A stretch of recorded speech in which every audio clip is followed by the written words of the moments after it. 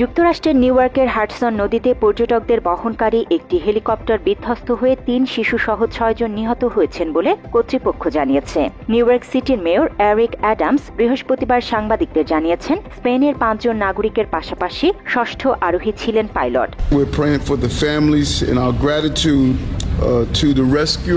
শুক্রবার ১১ এপ্রিল এক প্রতিবেদনে এই তথ্য জানিয়েছে ব্রিটিশ সংবাদ মাধ্যম বিবিসি। সংবাদ মাধ্যম বলছে, হেলিকপ্টারে একজন পাইলট ছাড়াও ছিলেন 2 প্রাপ্তবয়স্ক ও 3 শিশু। ওই 5 যাত্রী স্পেন থেকে আমেরিকা ভ্রমণে যাওয়া একই পরিবারের সদস্য ছিলেন। নিউ ইয়র্ক সিটির লোয়ার ম্যানহাটনের কাছে হাডসন নদীতে স্থানীয় সময় বৃহস্পতিবার বিকেলে পর্যটকবাহী ওই হেলিকপ্টার বিধ্বস্ত হয়ে 6 আরোহীর সবাই নিহত হন। মাত্র 30% টাকায় জমির মালিক হয়ে নতুন বাংলাদেশের গড়ে তোলার স্বপ্ন দেখা বাংলা বসতি।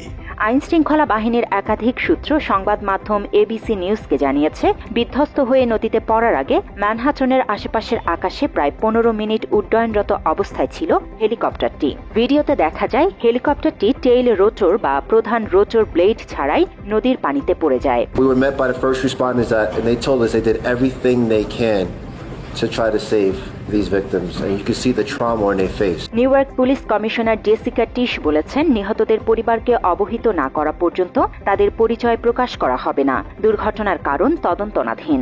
New York helicopters took off from the downtown Manhattan heliport at 2:59 p.m. ঘটনার ভিডিও ফুটেজে দেখা যাচ্ছে হেলিকপ্টারটি আকাশ থেকে উল্টে পড়ে এবং তারপর হাডসন নদীতে পড়ে যায়। কর্মকর্তারা জানিয়েছেন, নিউ জার্সির উপকূল ধরে যাওয়ার জন্য জর্জ ওয়াশিংটন ব্রিজে বাঁক নেওয়ার পরপরই হেলিকপ্টারটি নিয়ন্ত্রণ হারিয়ে ফেলে।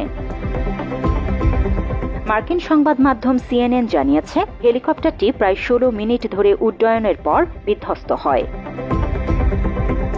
জান্নাতুল ফেরদৌস তমা, বাংলা এডিশন।